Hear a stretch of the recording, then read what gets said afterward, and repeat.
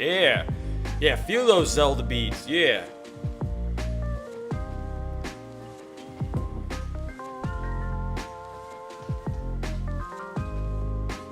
Just move this down a bit. There we go.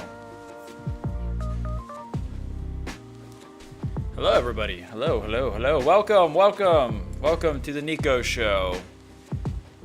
Hello. How is everybody? Hope you're all doing very well.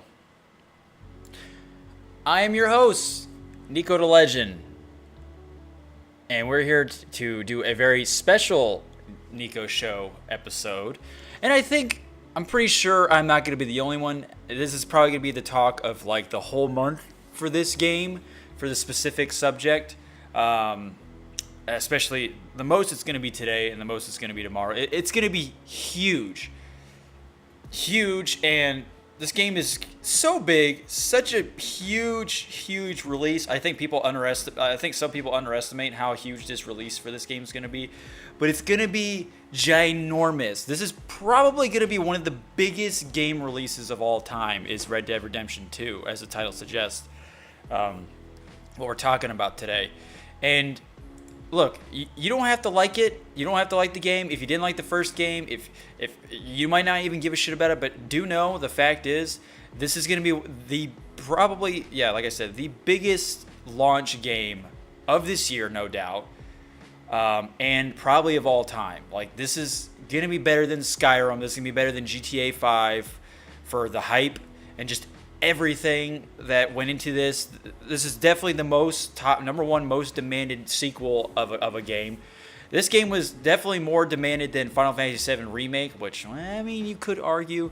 And a ton of people wanted a Final Fantasy VII Remake. Kingdom Hearts 3, sounds like Square Games are really having it rough lately. But Red Dead Redemption 2, when they announced that the game was going to be released, teased and everything, it was going to be huge. It was huge. People were freaking out because Red Dead Redemption 1 was just one of those games that was just so damn good that people were just waiting in awe for another sequel. But Rockstar likes to take its time with its games and makes the proper games. So this is definitely going to be something to behold. And you know what? Even the developers are underestimating this game's sales and what it's going to do for the company. They don't even know how much their game is going to sell. This game will sell, I shit you not.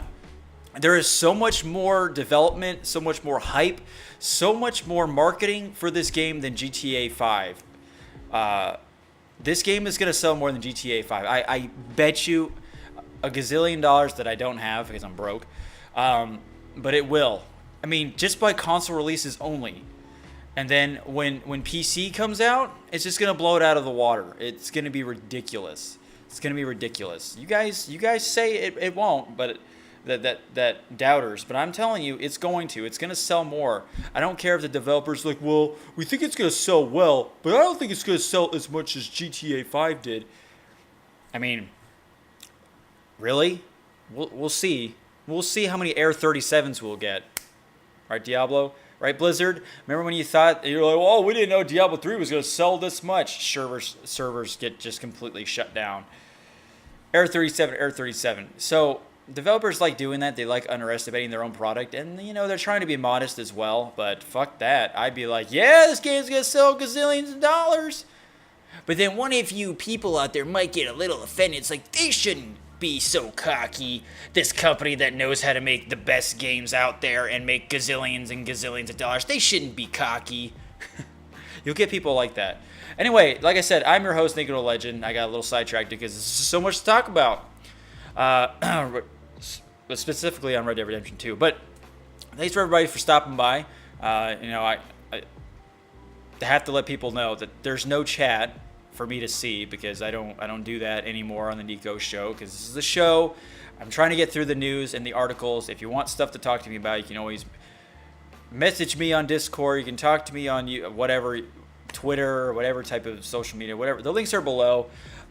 Email me, or when I stream Final Fantasy IV after this, we can talk about it. I mean, there's plenty of other ways to contact me, so this is just for your viewing pleasure, like a normal TV show or a normal talk show, If you watch Steven Crowder and Nick DiPaolo, they do shows too, and they stream it live, but they don't read any of the comments or anything that people are saying. So it's like that. Before we get into that, let's see. Anything that I'm doing in real life that's exciting? Well, I'm still working on my clientele for personal training. I got to build put a nice write-up about me so we can go on the homepage for the gym. I got to send them a picture of myself. Got to make some business cards. Got to do that stuff still. What else? Man. I feel like there was another thing. Well, this didn't have this one in mind, but starting in November, I'm going to be streaming a lot more at nighttime because in November it's going to be the busy season. I'm going to be working a lot more. So I will be technically having full-time hours. Of course that'll happen. Excuse me. I'll be working a lot more full-time hours and stuff. So a lot of the times I will be streaming the games at night, and hopefully I at least get 2 hours done for streaming. There will be days off that I will have, and I will try to stream earlier in the day like right now.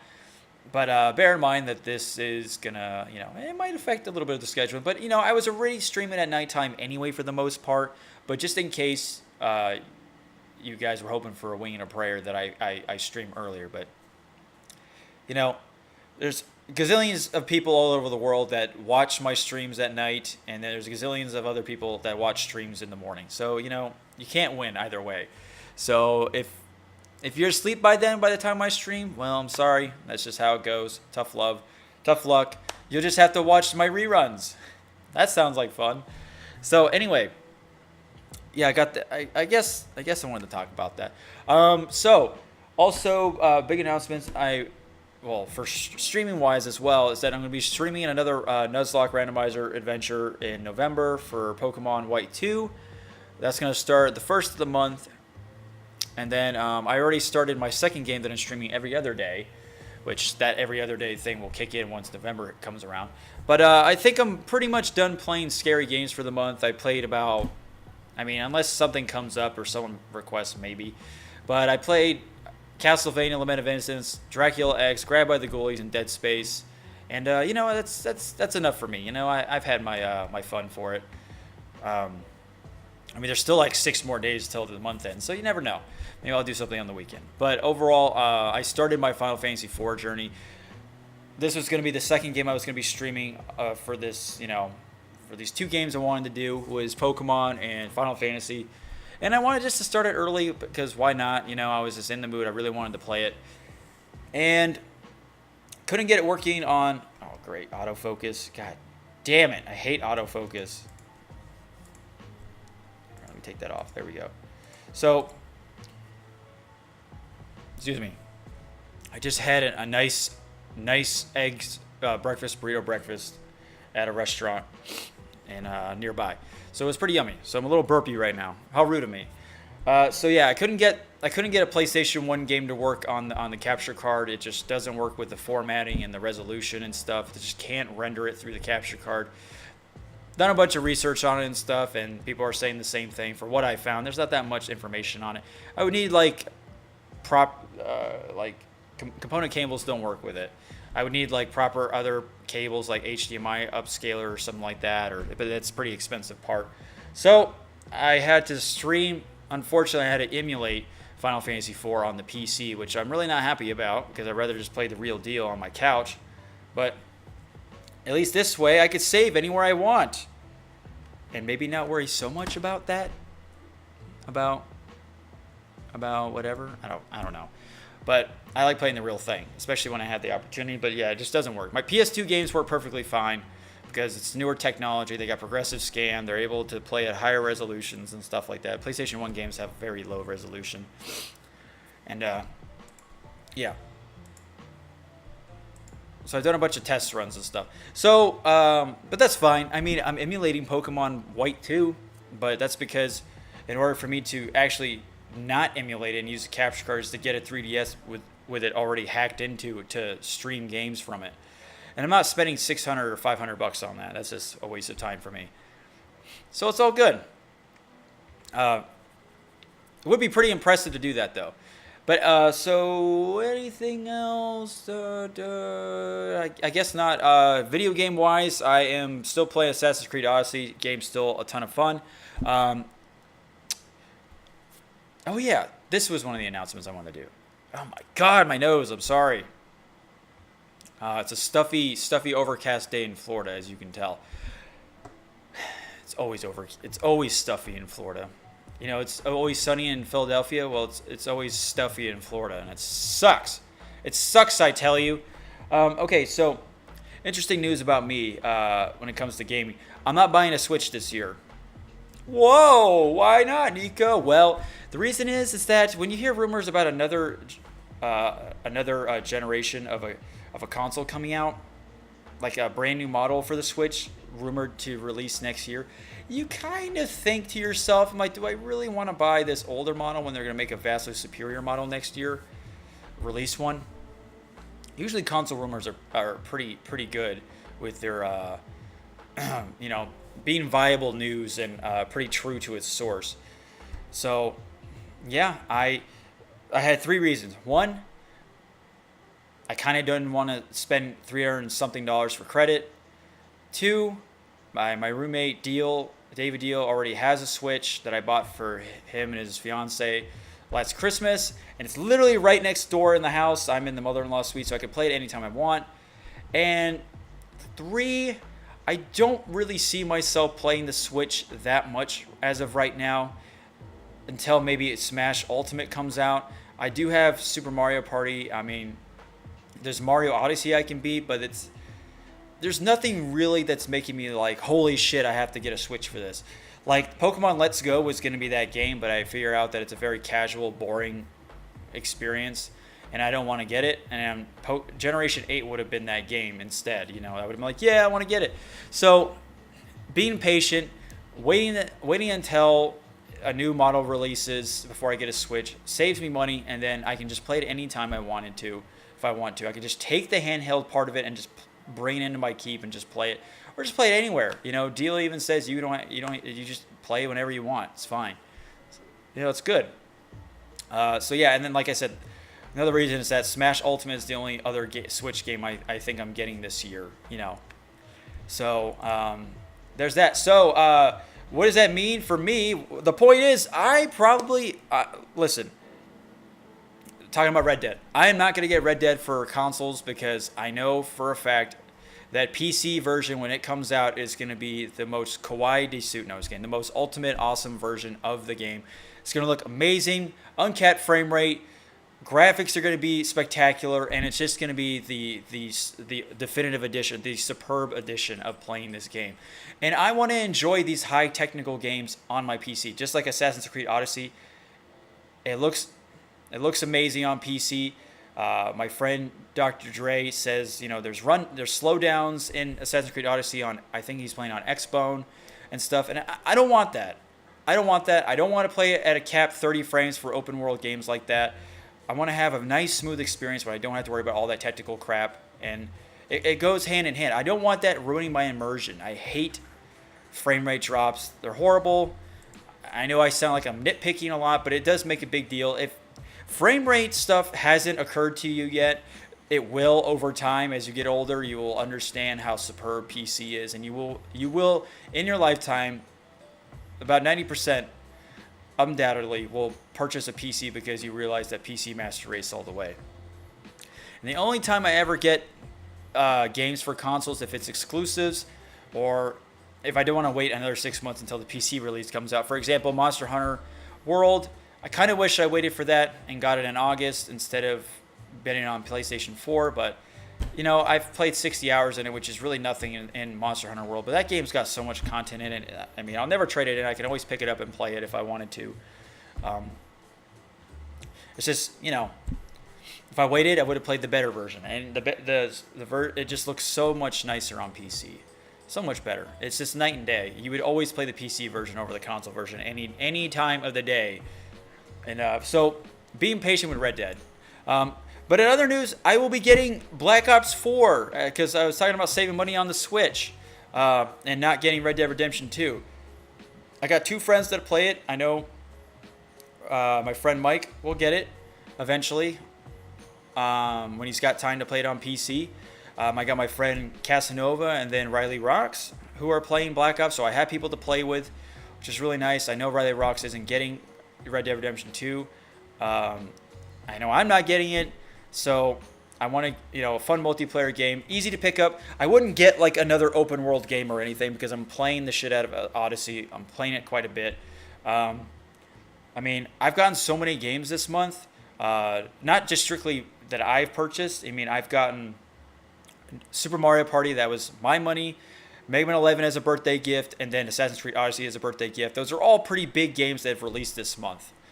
And then Black Ops 4 I really want to get because it's just quick, get in there, play a match, pew pew, no bullshit. I know there's no campaign and everything, but that's fine. It saves me the stress. I wish there was a campaign, but I fell out of playing Call of Duty campaigns because they released so many Call of Duty games. I just didn't care about the campaign anymore, to be honest. Sadly, I know, it's sad to say that. But I want to play this game. Actman says it's a really fun game. It looks like a great game.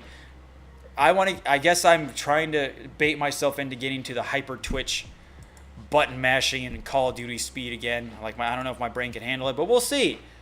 That fast-paced action. So it'd be pretty fun to play. It's easy. Get a solid multiplayer, solid zombies mode, and then solid blackout mode. And I heard all three were really good. The only thing that's really shitty about Black Ops 4 is the tick rate, the hertz of connection speeds and stuff, the networking crap. They're working on it, and I guess they're at 30 ticks right now, 30 hertz. And they need to get back to 60, which is the standard. So anyway, that's what's happening with me in video games, in real life. Yeah.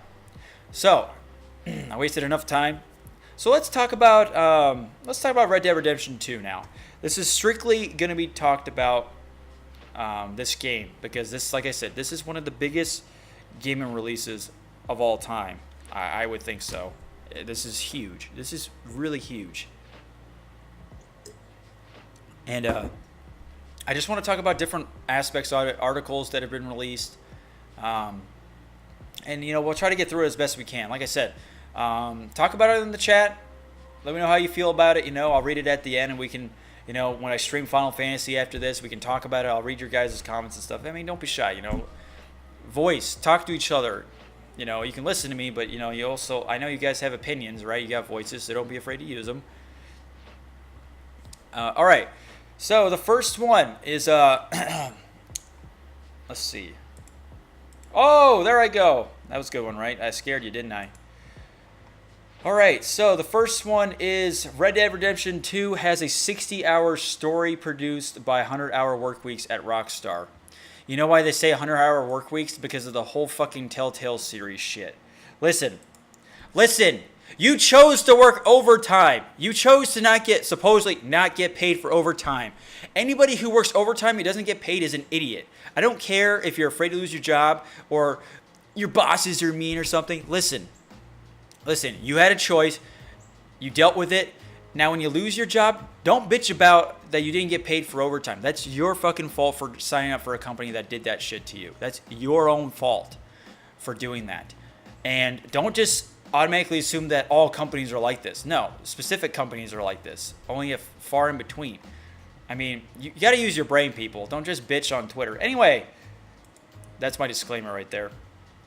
So that's exactly why they have stuff like this. Like little subtitles, the little add-ins, because, apparently it's a thing to talk about now. All right. So no one has any doubt that Red Dead 2 will be a great game. The best game. An easy Game of the Year contender. It will be Game of the Year. From previews and Rockstar's past work alone, that conclusion seems obvious.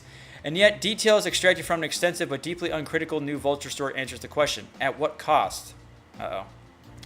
Among the details in the new piece are the fact that Red Dead Redemption 2... Oh, by the way, spoilers! If you didn't read the title of the stream, that's your problem. But spoilers. That's the only time I'm ever going to say it.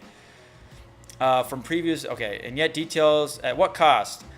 Among the details in the new piece are the fact that Red Dead Redemption 2 has a 65-hour story campaign, recently cut down to 60 after editing out a second love interest for its lead, Arthur Morgan. It's a massive span of time, besting even this month's Assassin's Creed Odyssey, a game where it took about 50 hours to get through its main story. It's not just the sheer size, however. I think we can debate the length of these massive games all day long and whether more equals better, but it's what it takes to make them this huge. A direct quote from Rockstar's Dan Houser in the piece says Rockstar was working 100-hour weeks several times in 2018 to finish the game, though neither Houser nor the interviewer seemed to blink at the figure.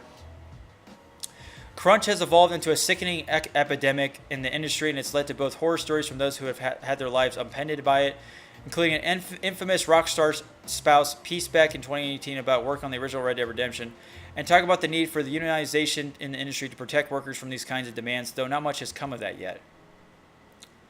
Okay, so. All right. Like I said, this is part of the territory. There are deadlines you have to meet. There are times where you have to put in that amount of work. It's called hard work. 100-hour weeks are pretty ridiculous. Don't get me wrong. Like that is a lot. I'm not defending them for doing that, but this is what this stuff takes sometimes. This is what it takes to develop these types of games. This is how you make your games great. When you put more time into the game, like gameplay-wise, the technical aspect, the test running, it is a big, big undertaking. Especially open world games, especially if you're trying to create these detailed games. But this is the vision of the project director, the development team itself. This is what you guys asked for.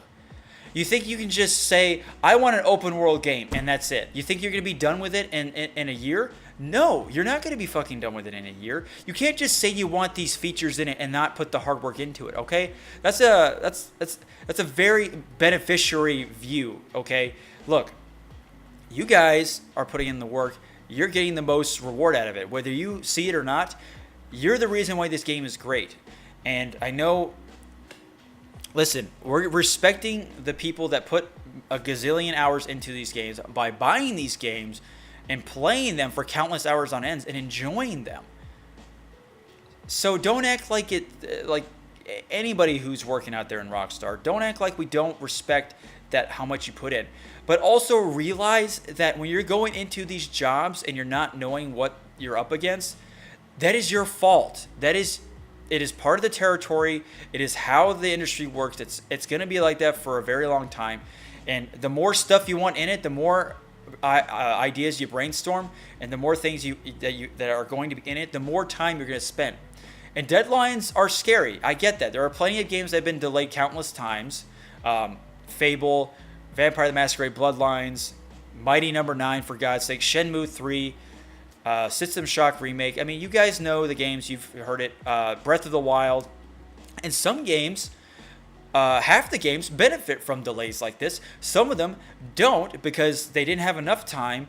A lot of business changes, team swaps, people leaving, not paying your workers. We get that. It's always been a problem in the game industry, but it'll never change. It'll never change for the longest time. It might be a little better now because Trump's given tax breaks around there and working on the taxation system, and he's not taxing companies as much, and you're getting more money. You're getting tax breaks on your paychecks, so you are getting more money. But if you're not getting paid, but you're getting paid more money that you're working for, and you're getting paid for. But if you're working in a AAA industry and you're working overtime like Telltale's and supposedly they didn't pay you, like I said, your problem. I mean, I can't stress that enough. It's bullshit that it's happening to you, but it's also bullshit that you complain about it on Twitter and you just went with the flow. But just remember, those hours you put in those games, we're internally grateful for. So don't build this shadow of resentment and hatred towards your peers, because you signed up for this. This is what you're gonna get. How do you think the military feel when they go overseas to Afghanistan or Iraq or any of that stuff, or just another country? Do you think you don't think they stand all day in the heat, in the desert storm type weather, dealing with terrorists and stuff, staying up all night, not getting any sleep, worrying about somebody putting a bullet in their head? You think they fucking bitch about that shit? I'm sure they do in their mind and to their friends or whatever, their squad mates. But do you think they're gonna bitch about it on Twitter or whine about it? No. it does help they're getting paid for it too. Exactly. See, when you're getting paid for it, it makes a difference, people. So if you're not getting paid for the hard work you're putting in, leave the fucking job. But you get what I'm trying to say. There are plenty of jobs out there that require less sleep and more hours put into it. Look at doctors, look at nurses, look at the health industry. It's crazy. The firemen are the same way. You know, I can go on. It's just the way. It just comes with the territory. But okay, so let's read a little bit more about this.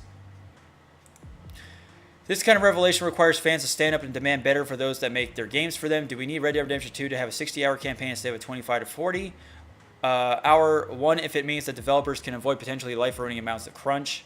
Now, crunch is literally like all hands on deck, like working super hard, beating the clock. Is that game still not worth the same $60 for playing in either case? That is a question that's up to the development team. That is not for us to answer. We have no say in that matter. That is up to the development team. Crunch comes in all forms for games both big and small depending on the work demanded and team sizes, but it's not standard reason that many AAA games we're seeing recently seem like they're enormous for being enormous' sake.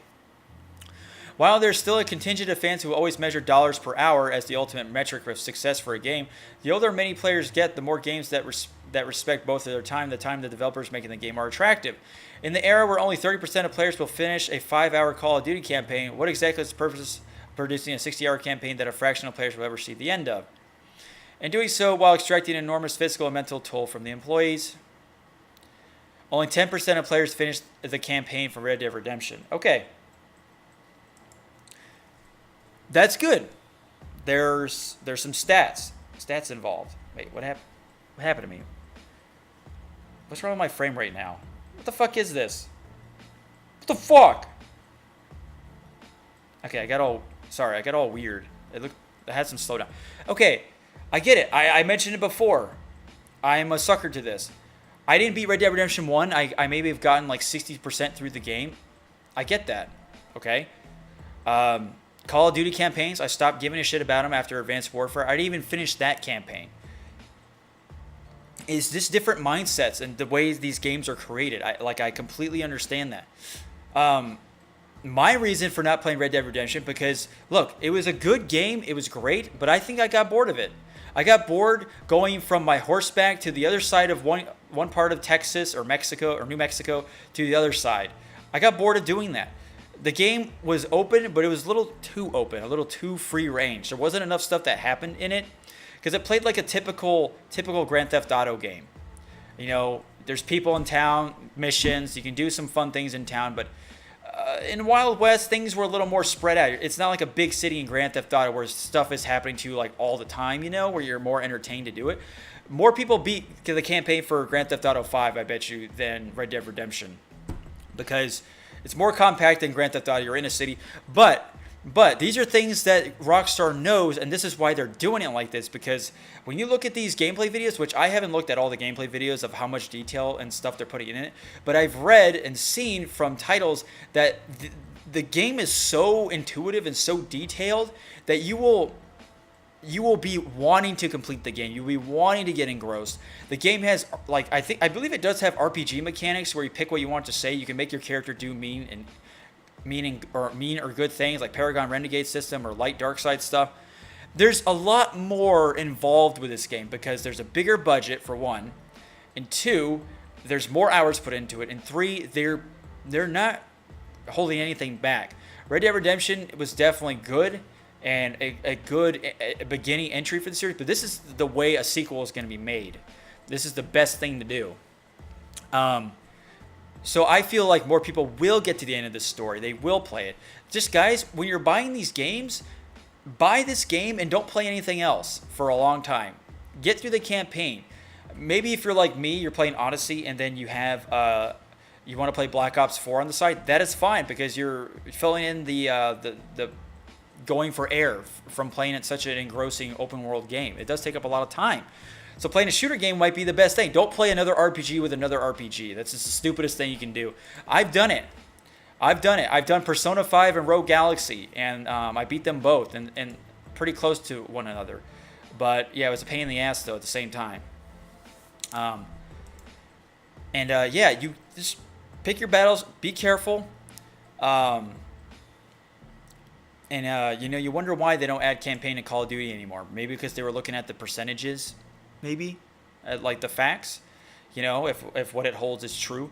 But yeah, look, you don't have to be entirely indebted to these developers and people working on it, but just remember that they did put a lot of time into it. I'm not expecting you to get on your knees and be like, yes, thank you, God, Lords, Cthulhu's, thank you so much. No, just know that when you're playing this game and how amazing it will be, you will understand and feel how much work they put into this. And it's going to be great. It is going to be a fantastic game. It will definitely be a game that will be played for so many hours. You will be happy. Because guess what? This is just talking about campaign for 60 hours. This isn't even talking about Red Dead Online. This is just one part. This is one part of the coin. The other side of the coin is Red Dead Online. So it's not just campaign. It's the whole game. Over 100 gigs to download. It's pretty fucking huge. Anyway, I can go on forever about this. So just keep that in mind. But, like I said, folks, don't be an idiot. Don't work overtime and not get paid for it. Don't be stupid. You're not working under Hitler's, okay? You're not being worked out by like ISIS or something, where they want you to just murder everything in your own soul. Oh, am I racist now? Maybe, I don't know. Find out next time. Okay, so another thing about Red Dead Redemption 2. Like I said, they're all about Red Dead. So lucky for you Xbox One owners, the consoles are $100 off when you purchase Red Dead Redemption 2. This deal can be applied in stores and online. The Xbox One S and X are heavily discounted for those who purchase Red Dead Redemption 2 online at GameStop, Amazon, Newegg, Best Buy, or the Microsoft Store. Buying Rockstar's open world title for Xbox One will activate $100 of savings on either console at the time of checkout, bringing pre-tax prices as low as $259 for the Xbox One S or $459 for the more powerful Xbox One X. That is a fantastic deal, by the way. That is really good. If you'd rather shop at your local store, the savings won't begin until 9 p.m. Eastern Time on Thursday, October 25th. Many of the participating retailers haven't yet shared which console bundles will be offered once the deal goes live, though you'll likely have more options if you buy online rather than at a brick-and-mortar store, when your selection will be limited to what's on the shelves. The promotion is set to end on Saturday, November 3rd, so even if you can't make it out on launch day, you have a week to reap the savings. Yes. So, Xbox One X with PUBG and Red Dead 2 is $459, usually $559. Xbox One X with Fallout 76 and Red Dead Redemption 2 is $459, usually $5. Okay, you get the idea. So, there are some pretty good bundles out there, and you should let's look at this. Let's look at this real quick. So, look at this. You buy an Xbox One X, and you get the beta. Hold on a second. You get Red Dead Redemption 2, and you get the most powerful console. And what else does it come with? Look at that. It includes a full digital copy of Fallout 76. So you're getting two huge games. You're getting Red Dead Redemption 2, the best console, and the beta for Fallout 76, and the whole game. Right? Right? Pretty sure. I just want to read this. Purchase. Full game? Yeah, full game. So you get two games. That is a pretty damn good deal. So Xbox One owners, this is the best time to own an Xbox One X or an Xbox One S, because you're going to get one of the best games out there.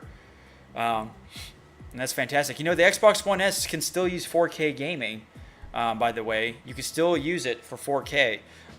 Obviously, it won't be as good looking as you would get it on an Xbox One X, but you can still use 4K HDR for the Xbox One S. I believe so. I think. I'm pretty sure. I think you can. But Xbox One X, do it, people. If you want to go balls deep with this is the best time. I'm telling you. Anyway, so that's good. That's good. Oh, look at that. Look at that. All right, we're going back to the employees' overtime thing, because, journalists have nothing else better to write. They have to write about the same. Journalists have to write the same thing about 6,000 different ways of doing it for like about a few months because they just don't know how to let go. They just don't know how to let go of this stuff. They just think it's like such a evil thing to have people work overtime and not get paid for it. Yeah, it's a little fucked up, but it's not the worst thing that can happen to a human, okay? So, here we go again. Here we freaking go. The long-awaited Red Dead 2 is due this week, but Rockstar is working on the counteract 100-hour work weeks. Okay, hold on. Okay, Variety reports that Rockstar held a meeting on Friday to... Okay, so here's the thing. Its employees that overtime is not mandatory, okay? All right, you with me so far? It's not mandatory. Though it is occasionally requested and scheduled. Occasionally requested.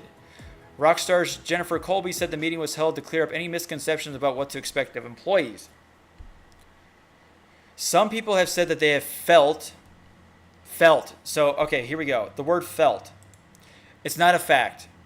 Anything that has the word felt in it is not a fact. It is subjective. So remember that. This is not an objective standpoint. This is just people misguiding themselves with their feelings and stuff. So remember that. It was effectively mandatory because it was expected of them. Okay, so expected. As a statement goes from an executive, no doubt, that it's not mandatory. So it's expected of you. Yeah, you can feel expected of doing a job that you're working hard to create. This is just called hard work, people. Jesus Christ, it's hard work. Okay. Blah, blah, blah. We got the team together today to make sure it was clear to them that OT work is not mandatory, she said. We are also pushing to make any OT work more flexible in terms of schedule. Work when makes sense for you. Oh. So sounds like they have a flexible schedule. Interesting. All right. Rockstar Lincoln is said to have worked the longest hours approaching the launch of Red Dead 2, with some weeks topping 60 to 70 hours. The meeting came to light after Flick Green, an animation assistant at Rockstar North, spoke about it on social media. She went to say that when she worked at Lincoln as a QA tester, oh boy, and her coworkers never assumed the overtime to be optional, but that the environment at North has been very different with more standard hours and only slight overtime. Yeah, a Q&A tester. That is like the lowest common denominator of a job in a game company. The controversy kicked off when co-founder Dan Houser casually mentioned working several times in 2018. He later clarified that he was referring to only senior writing team, including himself, but it had sparked a larger discussion about development crunch and expectation put on developers. Rockstar encouraged employees to speak out about their own experiences, and several gave anecdotes about their time at the company. Many anecdotes noted that the studio does go through crunch, but that the environment has improved over the years and isn't as extreme as 100-hour weeks. You see this, folks? It's not mandatory. Some people are feeling that it is. They tell you to let them know. They tell you to be flexible. Listen, people. When you're submissive like this, and even any job is like this, jobs will say this all the time, that we don't want to overwork you. We understand that. But guess what? If you're scheduled to do it and you don't say anything about it, that is on you as well. The company... Making schedules is hard. I can only imagine scheduling for a team of 100 plus employees in like under one roof. Like, it's probably ridiculous, But understand this, that they've let you know, they've had meetings, they try to clear it up, and guess what people do when they get all feelsy wheelsies? They exaggerate. They make stuff up. They let the shadow of deceit take over. They let this stuff get to them. They think it feels like 100 hours, but in reality, it's 60 to 70 hours. That's a big difference. It's a big difference. And guess what? You're working for the thing you love doing the most, and this is what it takes sometimes. And they even stated sometimes it is sometimes expected of you because you're working a full-time job, making one of the biggest games on the planet. So why is that a surprise to people? Why do people feel like this is going to be easy for them? Why did you even get in the industry in the first place? Ask yourself that. You should ask yourself the question: Am I competent enough to handle such a toll, such a thing? Listen, you're your own worst enemy. You let it happen. You don't say anything for yourself. Your inaction is the reason why you're feeling like a piece of shit right now. The reason why you hate your life, because you didn't sort your dirty laundry out. You didn't sort yourself out. You didn't get that shit done. So whatever stuff you're having outside of life, that probably plays a huge toll in it as well. But listen, you got to find a balance. You got to speak up. Don't be afraid. I mean, why would these people bark at you or get pissed off at you because you have a voice? I mean, exercise your First Amendment, folks. Just do it. Don't be cowards. All right. Oh, what is this? Oh, this is not what I was expecting. Wait, is this a... Oh! This is a review. We don't want a review of Red Dead 2. Shit. Oh, man. I thought this was going to be like an interesting article right here. So, what I was going to do is... Yeah, this is a horrible... BBC News has the worst website ever. So, Red Dead Redemption 2, a leap forward for Rockstar. Okay, I'll just read this right here. This little stuff right here. 8 years in the making, Red Dead Redemption 2 is a Rockstar game's first major release since its 2013's Grand Theft Auto 5 that went on to become the most financially successful media release of all time. In a rare interview, Rockstar talks about Radio 1 Newsbeat about the challenges of making such a highly anticipated game. Okay. I think that's enough. Hey, it's my boy Trump. All right, I think that's enough to go off of. So, my point still stands. You see these developers that really care about these games will put a lot of time and effort into their game. I mean, Breath of the Wild had delays, and it took that game 4.5 years to make. God of War took them, 5 years? 5 years to make? I mean, some even moderators. Listen, do you hear the moderators bitching that they don't get paid? These moderators, these mod users, creators, do it for free because they love what they do and love that they get to do something. They get to create something. I mean, I'm sure it's a heartfelt experience. I'm sure it does take a lot. It does take its toll. But creating anything worthwhile to play or to experience will take up a lot of hard work to achieve. And, this is how it goes. And this game will live up to the hype. It is definitely going to be one of the best games ever released and ever to sit on shelves. It will be a game that, like I said, will be played for so many days to come. It will be talked about. It will be streamed. People will be playing the shit out of this game. Like, I can't stress enough. It's going to sell so many copies. I believe, what was it? Black Ops 4 in 3 days. Hold on a second. I want to get my facts straight. Black Ops 4, 500K. What was it?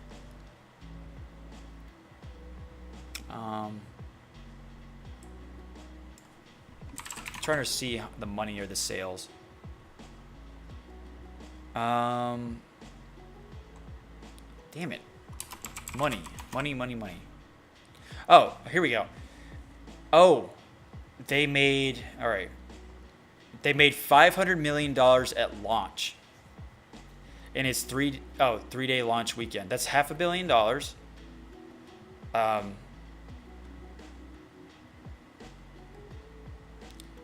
So it's the highest selling Call of Duty game for combined players, average players per week, and total number of hours played. Let's see. What's the catch? Black Ops 2 made $500 million in its first 24 hours game. This game made the same amount in its first 72 hours. Still good, but just not really as good. Woo. Black Ops 2 made a $1 billion profit in 15 days. If Black Ops 4 can pull that off, then we know it's a smash hit. But given the much faster day one sales of Black Ops 2, that seems dubious. Sales of this franchise have been sliding downward with a few notable exceptions for years. Oh, that's true. I think it will sell a lot. Okay, so $500 million in a 3-day weekend. Red Dead Redemption 2 is probably... I mean, that's including PC and consoles. I bet you anything Red Dead Redemption 2 will sell that much for just consoles. I bet you anything. It will sell $500,000. $500 million. Trust me, you're going to see articles on it all the time. You're gonna see it. So, so that's what I wanted to talk about today, guys. Red Dead Redemption 2. Are you gonna get it? Are you gonna play it? Are you waiting for the PC release? Let me know. If you're still in the chat, let me know in the chat. I'll read your comments. And if you want to join me, I'm gonna be streaming Final Fantasy 4 here pretty soon, and we can talk about it in the chat. And I hope to see you guys around. Like I said, I'm waiting for PC release. I will be getting Black Ops 4 today. Don't worry, I'm not going to stream Black Ops 4. That's just a disaster waiting to happen. No one would ever want to watch me play that game because there's too many other people watching, the big time players. It's a shooter game. No, I don't think I've ever gotten any any followers from streaming shooter games. I've streamed PUBG, Counter-Strike, Gears of War. It's just a no-go. Rainbow Six Siege. No random people have ever joined me to watch. No creepers. It's just why. You want shooters? You just want to watch the best, don't you? So anyway, good luck, guys, and hope to see you in the game stream coming up here in about maybe 10-15 minutes. Got to do some setup stuff and all that, and get a water break. So thanks again. I hope you guys enjoy Red Dead Redemption 2 tomorrow. I hope if you don't have an Xbox, but you want to get the powerful console, get that bundle. Get that goddamn bundle. That is a really good bundle. You won't regret it. This game will last you a gazillion hours, and you'll be playing it on the most powerful console ever released. So take care, guys. Thanks again. And if you like what you saw, follow me on Twitch, Discord, Twitter, and YouTube. Blah, blah, blah.